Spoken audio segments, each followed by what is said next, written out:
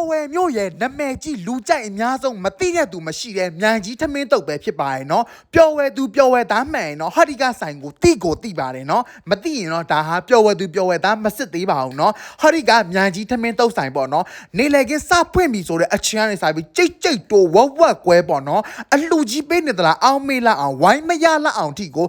ပတ်ဆက်ဝက်ကွဲရောင်းရတဲ့ဆိုင်ပဲဖြစ်ပါရဲ့နော်ပျော်ဝဲမြို့မှာဆိုတော်နာမည်ကြီးပျော်ဝဲသူပျော်ဝဲသားတွေရဲ့အသေးဆွဲအကြိုက်တူတဲ့ဆိုင်တစ်ဆိုင်ဆိုရင်လည်းမမှားပါဘူးเนาะသူ့ရဲ့ထမင်းတုပ်လေးကလေအရင်ထူးထူးဆန်းဆန်းတော့မဟုတ်ဘူးဒီလိုပုံစံမျိုးလေးပဲပေါ့เนาะသူတို့ရဲ့စီလေးနဲ့အရသာမဟုတ်လေးနဲ့နယ်ပြီးတယ်ပြီးသွားပြီဆိုရင်အပေါ်မှာတုပ်ဘူးလေးတွေမြေပဲဆန်လေးနန်းပင်လေးထည့်ပြီးတယ်ပေါ့เนาะအဲ့ဒီကဟာလေးတွေကိုစိတ်တလုံးလေးနဲ့ပဲစားမလားနောက်ပြီးသွားပြီဆိုကြက်သားလေးနဲ့ပဲစားမလားတော်စားလို့ကောင်းပါတယ်ဒီဆိုင်မှာကပေါ့เนาะဝက်သားအမဲသားလုံးဝမရောင်းပါဘူးเนาะစိတ်သားလုံးတို့ကြက်သားကြော်တို့ဆိုတာတော်ကိုစားလို့ကောင်းပါတယ်เนาะစောင့်ရပါတယ်ဘာလို့ဆိုတော့တက်ဝိုင်းတဝိုင်းရမှားပြီဆိုရင်လေ15ပွဲ20အဲ့လိုမှာကြတာပါစေတွေဝယ်ကြတဲ့သူတွေကလည်းလေ15ပွဲ20လောက်ဝယ်ကြတဲ့သူတွေကြီးပဲတော်လေးကိုလည်းစောင့်ရပါတယ်လူတွေကလည်းအများကြီးပဲရှောင်းတော်မှလေဝိုင်းတဝိုင်းလေးမနှဲရအောင်ရှာပြီးထိုင်ခဲ့ရပါတယ်နော်ရှန်တို့သွားစားတော့ကပေါ့နော်သူကဒီထမင်းပြက်သွားတဲ့အချိန်ထမင်းကုန်သွားတဲ့အချိန်နဲ့တွေ့လို့အနှဲငယ်လေးစောင့်ခဲ့ရပါတယ်နော်ဒါမဲ့လည်းလေဘလောက်စောင့်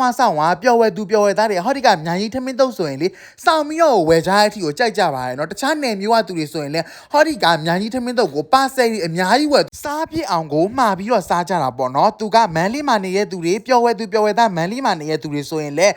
ပျော်ဝဲကိုပြန်မယ်ဆိုရင်ငါအတွက်မြိုင်ကြီးထမင်းတုပ်လေးဝယ်ခဲ့ပါအောင်ဆိုပြီးတော့ပါဆယ်တွေမှားလောက်တဲ့အထိကိုဒီမြိုင်ကြီးထမင်းတုပ်ကိုဆွဲလန်းကြတာပါနော်သူ့ရဲ့အဓိကတွဲဖက်ကတော့ဟောဒီကဇီးပြူတီတုပ်လေးပဲဖြစ်ပါတယ်နော်သူကဇီးပြူတီလေးတွေကိုပပလေးထောင်းလှီးပြီးတော့ပေါ့နော်ဒီလိုမျိုးလေးတုပ်ထားတာပေါ့နော်ဒါနဲ့ထမင်းနဲ့တွဲစားပြီးဆိုရင်လည်းတော်ကိုစားလို့ကောင်းတယ်ဒါကသူ့ရဲ့ဘက်ပဲပေါ့နော်ဒီလိုမျိုးစက်သွန်ပြူမြုပ်သီးလေးလည်းချပေးထားတယ်ဟင်းရည်လေးရလည်းပေါ့နော်တောက်လို့ကောင်းပါတယ်နော်ကဲရှမ်းကတော့စိတ်သားလုံးလေးနဲ့စားပါတယ်နော်သူ့ရဲ့ထမင်းနဲ့ဒီကအသားနဲ့တော်လေးကိုလိုက်တာကွယ်ရှမ်းတို့လေးစားခဲ့တာပေါ့နော်2ယောက်စားတာထမင်း2ပွဲပေါ့နော်တယောက်ကကြတော့ကြက်သားနဲ့စားတယ်ရှမ်းကြတော့ဒီကပေါ့နော်စိတ်သားလုံးနဲ့စားတယ်ပေါ့နော်အဲ့ဒီကဟာကိုမှရေ2ဘူးလဲပါတယ်ပေါ့အဲ့ဒါကို1400လား1000ခွဲလားမသိဘူးပဲရှင်းခဲ့ရပါတယ်เนาะရှန်တေချာတော့မမှတ်မိဘူးဒါကလေသွားထားတာအချိန်လေးနည်းနည်းကြာပြီဆိုတော့ကဲဒီမှာကြည့်သူ့ရဲ့ဟာဒီကအတုပ်လေးပေါ့เนาะဇီးပြူတီအတုပ်ကလေးနဲ့တွဲပြီးတော့စားပေါ့เนาะတော်မိုက်တယ်ဇီးပြူတီအထောင်းပေါ့เนาะထောင်းပြီးသွားတော့သူကဒါလေးကိုပြန်ပြီးတော့တုပ်ထားတာဖြစ်ပါတယ်เนาะသူ့ရဲ့စိုင်းတီနီယာလေးကကြတော့ပျော်ဝဲမျိုးရန်ကုန်မန်းလေးလမ်းမပေါ်မှာရှိပါတယ်เนาะမြိုင်ကြီးဆိုတာနဲ့မသိရသူမရှိပါဘူးဒီမျိုးမှာ